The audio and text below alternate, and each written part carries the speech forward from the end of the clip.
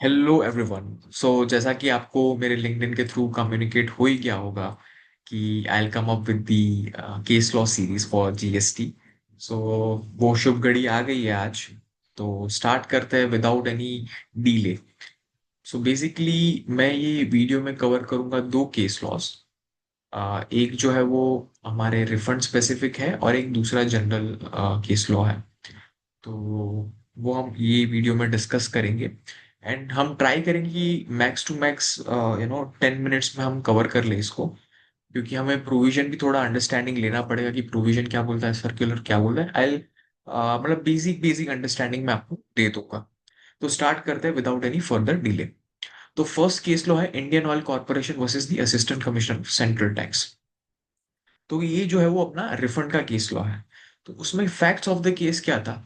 तो facts of the ये case ये था कि इंडियन ऑयल कॉर्पोरेशन लिमिटेड जो है वो कौन से बिजनेस में एंगेज है, bottling and distributing of the LPG gas. मतलब वो क्या करता है, एलपीजी को डिस्ट्रीब्यूट करता है। तो कहना है इसे एलपीजी डिस्ट्रीब्यूट करने के लिए उसको कुछ ना कुछ इनपुट्स भी तो चाहिए। तो इनपुट्स भी उन्होंने लिए होंगे for distribution distribution of the LPG gas. तो डिस्ट्रीब्यूशन ऑफ एलपीजी के लिए आउटपुट टैक्स जो है वो 5% है। बट इनपुट रेट जो है फॉर बल्क एलपीजी, जो उनका इनपुट है वो 5% है, एंड अदर इनपुट जो है वो 18% है। तो basically there are 5% input as well as the 18% input. However, my output rate is fixed at 5% rate. तो यहाँ पे क्वेश्चन ये अराइज हुआ कि क्या मेरा दोनों एलपीजी का तो 5% है, तो क्या सेम रेट पे मेरे को इन्वर्टेड ड्यूटी का रिफंड मिलेगा कि नहीं मिलेगा? अभी आईओसीएल ने क्या किया वो देखते हैं। आईओसीएल ने तो पूरा रिफंड एप्लीकेशन फाइल कर दिया। बिकॉज उनके पास 18% का भी तो बल्क था। उन्होंने ये कंसिडर कर दिया कि मेरा नेट आईटीसी में ऑल इनपुट्स कवर्ड होगा, ना कि मेरा एलपीजी कवर्ड हो। मतलब 5% तो कवर्ड होगा ही। In addition to the 5%, 18% will also be included in my inputs. तो उस बेसिस पे उन्होंने सोचा कि यार मेरा तो इनपुट ज्यादा है, मेरा input percentage is higher than the output percentage. So in that case I will be able to get the refund of the entire ITC. ठीक है, तो उन्होंने एप्लीकेशन फाइल कर दिया। ठीक है, एप्लीकेशन फाइल कर दिया। फिर डिपार्टमेंट के एंड से क्वेरी आया कि जो है आपने गलत फाइल किया है। आपने आपका जो प्रिंसिपल इनपुट था उसका भी 5% रेट है, प्रिंसिपल आउटपुट का भी 5% रेट है। तो आपको जो है वो इसका रिफंड बिल्कुल ही मिलना नहीं चाहिए। That was the objection that the department has raised. But यहाँ पे जो है वो हाई कोर्ट ने एक क्लैरिफिकेशन दिया है based on the arguments taken by the petitioner. Petitioner ने क्या आर्ग्यूमेंट दिया वो हम देखते हैं। तो पहले तो हम समझते हैं सेक्शन 54। सेक्शन 54(3)(2) जो है वो कहीं पे भी जो है वो फॉरबिड नहीं करता है where the input and output supply are the same. मतलब even though your input and output are the same, you are eligible to get the refund of the ITC. मतलब यहाँ पे इनपुट एंड आउटपुट मतलब क्या है, मेरा principal input and principal output दोनों same है, 5%, 5%। बट मेरे अदर इनपुट जो है वो 18% पे है। ठीक है, तो in that case I will be eligible to get the refund. Because section 54(3)(2) की अगर आप लैंग्वेज पढ़ोगे तो उसमें ऐसा कहीं पे भी प्रिंसिपल इनपुट प्रिंसिपल आउटपुट नहीं लिखा है। So basis on that, basis on the argument taken by the petitioner, the High Court has considered that argument and they have sanctioned the refund of the particular inverted duty structure. That was the number one argument. Number two is अभी जो adjudicating authority ने circular 135 का reference दिया था। अगर आप case law detail में पढ़ोगे, यहाँ पे मैंने सिर्फ समरी लेवल पे ही आपको एक्सप्लेन कर रहा हूँ।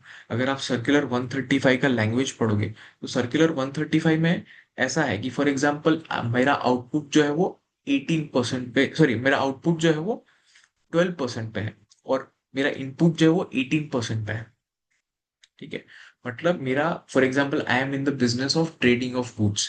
तो मेरा एक टाइम पे इनपुट जो था वो 18% था, बट वो सेम गुड्स जो है वो मेरा रेट नोटिफिकेशन के थ्रू 12% हो गया।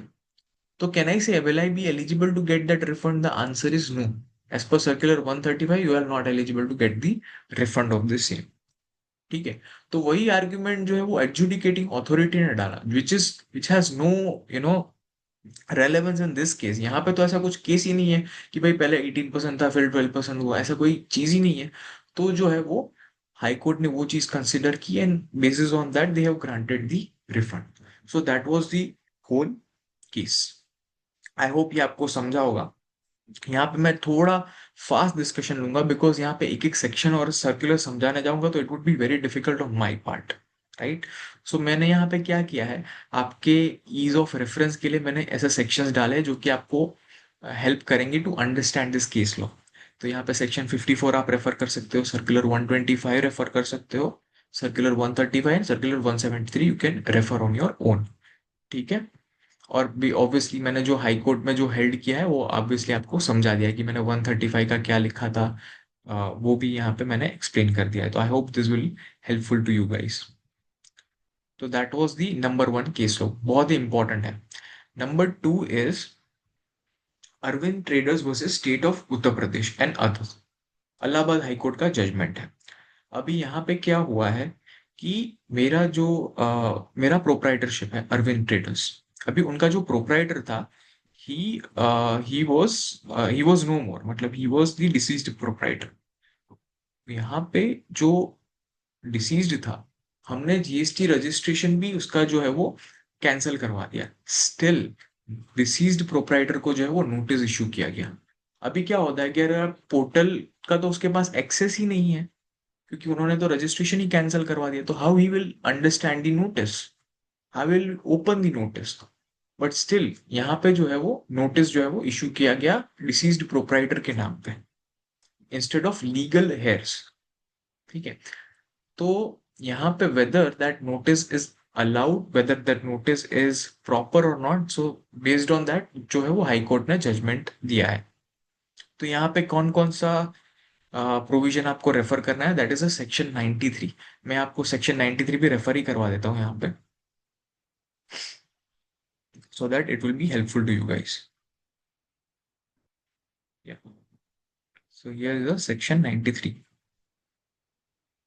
तो सेक्शन 93 क्या बोलता है, where a person liable to pay tax dies, then if a business carried on by the person is continued after his death by his legal representative or any other person, that legal representative or other person shall be liable to pay tax. And if the business is discontinued, then whether before or after his death, his legal representative has shall be liable to pay out of the estate of this deceased.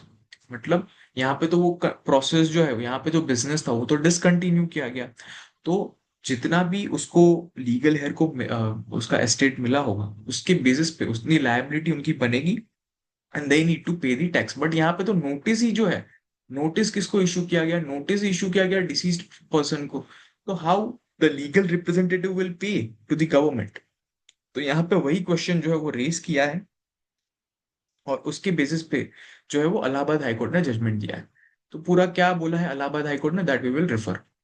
Section 93 does not authorize initiation or continuation of a proceedings against a deceased person. It merely provides for liability and recovery from legal heirs after proper determination which must be made after notice to the legal representative. यहाँ पर notice किसको issue किया गया है, deceased person को notice issue किया गया है. It is an essential condition that once the department is aware of the death, it must issue a show cause notice to the legal heir and only then can take the adjudication. ठीक है. यहाँ पे किसको issue किया है, deceased person को किया है, so that would be null and void. तो यहाँ पे हाई कोर्ट ने उनको एक ये जो है वो ऑर्डर और शोकोज नोटिस को क्वॉश किया गया और उनको बोला कि आप फ्रेश इशू करें टू दी लीगल है. तो उस बेसिस पे जो है वो डिसीजन लिया गया है. तो आई होप ये वीडियो आपको अच्छा लगा. मैंने बहुत ही जल्दी इसको कवर करने का ट्राई किया so that it will be helpful to every person. And अगर मैं इसको डिटेल में जाता थोड़ा और टाइम लगता, मेरे को इतना स्ट्रेच करने का वो नहीं था. मतलब अगर मैं स्ट्रेच करता तो it would be boring for you guys, so मुझे वो स्ट्रेच करने का लगा नहीं इम्पोर्टेंट. सो आई होप मैं ऐसे ही आपको समझाऊँ. और अगर आपको कुछ और इसमें सजेशन चाहिए कि मैं पूरा उसको डिटेल ले जाऊँ, तो you can obviously comment in that part. So I hope you like this video, and if you like this video, you can share it with your friends. And yeah, see you. Bye.